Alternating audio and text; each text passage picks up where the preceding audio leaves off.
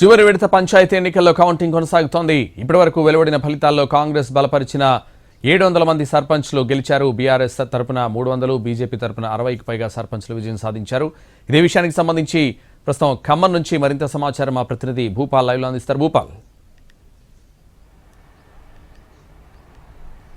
సంతోష్, ఖమ్మం భద్రాద్రి జిల్లాలకు సంబంధించి తొలి విడత ఫలితాలు ఒక్కొక్కటి వస్తున్నాయి. అయితే కొంత అంటే 2 గంటల నుంచి కౌంటింగ్ ప్రారంభమైనప్పటికీ కట్టలు కట్టడం వల్ల కొంత ఆలస్యమైన పరిస్థితి. ఈ నేపథ్యంలో మేజర్ గ్రామ పంచాయతీలో కొంత ఆలస్యంగా ఉన్నప్పటికీ చిన్న చిన్న గ్రామ పంచాయతీలు అయితే స్పీడ్గానే వస్తున్న పరిస్థితి. ఖమ్మం జిల్లా వ్యాప్తంగా ఖమ్మం అదేవిధంగా భద్రాద్రి జిల్లా వ్యాప్తంగా ఈ రోజు మాత్రం 5 నియోజకవర్గాల్లో ఎన్నిక జరిగింది.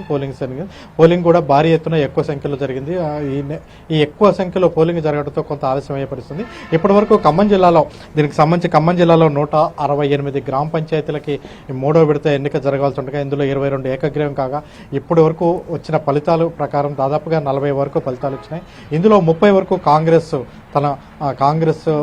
అనుకూలు గెలవడం జరిగింది. అదేవిధంగా భద్రాద్రి కొత్తగూడెం జిల్లా విషయానికి వచ్చేసరికి ఇక్కడ 156 గ్రామ పంచాయతీలకి ఈరోజు ఎన్నికలు జరగాల్సి ఉండగా 8 గ్రామ పంచాయతీలు ఏకగ్రీవమే. అయితే 2 గ్రామ పంచాయతీలు మాత్రం పెండింగ్లో ఉండటంతో 145 గ్రామ పంచాయతీలకు అయితే ఎన్నిక జరిగింది. ఈ ఎన్నిక జరిగిన దాంట్లో ఇప్పటివరకు మనకి దాదాపుగా 45 స్థానాల వరకు కూడా రిజల్ట్స్ రాగా ఇందులో ఎక్కువగా కాంగ్రెస్కే దాదాపుగా 30 స్థానాల వరకు కాంగ్రెస్ రాగా అదేవిధంగా సిపిఐ సెకండ్ పొజిషన్లో 2వ స్థానంలో సిపిఐ కూడా ఎక్కువగా గెలుపొందుతున్న పరిస్థితుంది. అదేవిధంగా ఆ తర్వాత బీఆర్ఎస్ ఆ తర్వాత స్థానం ఉంది. అయితే మొత్తం మీద ఫలితాలు చూసినట్టయితే మొదటి 2వ విడత ఎన్నికల్లో కాంగ్రెస్కి అత్యధికంగా ఫలితాలు వచ్చాయి. ఆ నేపథ్యంలో ఈ ఫలితాలు వచ్చిన నేపథ్యంలో ఈసారి కూడా కాంగ్రెస్కి అత్యధికంగా వస్తాయని భావిస్తున్నారు. మొదటి విడత ఖమ్మం జిల్లాలో 192 పంచాయతీలు ఉండగా అందులో 137 కాంగ్రెస్కి రాగా అదే భద్రాద్రి కొత్తగూడెం జిల్లాలో 86 వచ్చాయి. అదేవిధంగా బీఆర్ఎస్కి ఖమ్మం జిల్లాలో 33 గ్రామ పంచాయతీలు రాగా అంటే అదే భద్రాద్రి కొత్తగూడెం జిల్లాలో 40 వరకు వచ్చాయి. ప్రధానంగా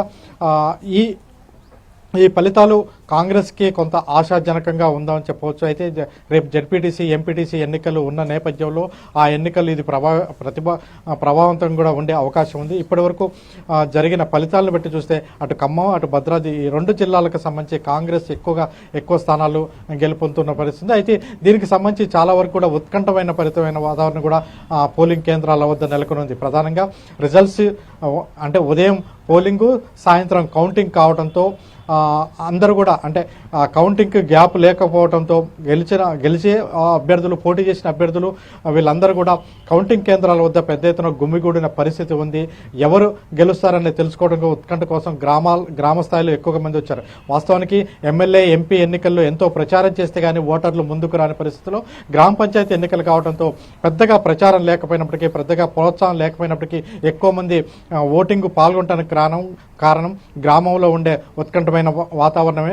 ఆ నేపథ్యంలో ఎక్కువ మంది అంటే తమ అభ్యర్థి ఎవరు గెలుస్తారనేది తెలుసుకోవడం కోసం ఈ పోలింగ్ కేంద్రాల వద్ద గుమిగూడిన పరిస్థితి. గ్రామానికి సంబంధించి ఒకే చోట పోలింగు కౌంటింగ్ అంతా కూడా ఒకే చోట ఉండటంతో ఆ పాఠశాల దగ్గర చుట్టూ గుమిగూడిన పరిస్థితి. అయితే ఈ ఎన్నికకు సంబంధించి ఫలితాలు ఏ వచ్చినప్పటికీ ఫలితాలు గెలిచిన వాళ్ళు కూడా విజయోత్సవాలు చేసే విషయంలో కూడా కొంత అధికార యంత్రాంగం పోలీస్ యంత్రాంగం అనుమతులు మాత్రం నిరాకరిస్తుంది.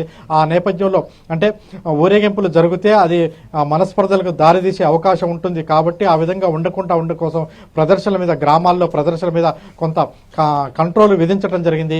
బాంబులు పేల్చడం కానీ అదేవిధంగా ఊరేగింపులు చేయడం కానీ వీటి మీద కంట్రోల్ విధించడం జరిగింది. ఈ పరిస్థితుల్లో ఊరేగింపు లేకపోవడంతో కొంత గ్రామాల్లో ప్రశాంతమైన వాతావరణం ఉంటుందని భావిస్తారు. అయితే ఈ రోజు కొన్ని గ్రామాల్లో ప్రధానంగా ఖమ్మం జిల్లాలోని సత్తుపల్లి నియోజకవర్గం అదేవిధంగా భద్రాద్రి కొత్తగూడెం జిల్లాలోని ఇల్లందు నియోజకవర్గం టేకులపల్లి మండలంలో కొన్ని చోట్ల మాత్రం కొంత ఉద్రిక్తమైన వాతావరణం కొంత గందరగోళం ఏర్పడిన పరిస్థితి. అయితే అటువంటి వాటిని ముందే ఊహించిన పోలీస్ యంత్రాంగం కొంత కట్టుదిట్టమైన చర్యలు తీసుకుంది. ఈ పరిస్థితిలో ఇప్పుడు మనం చూడవచ్చు రిజల్ట్స్ విషయానికి వచ్చేసరికి రిజల్ట్స్లో మాత్రం కాంగ్రెస్కు అనుకూలమైన ఫలితాలు అయితే మొత్తం మీద కనపడుతున్నాయి.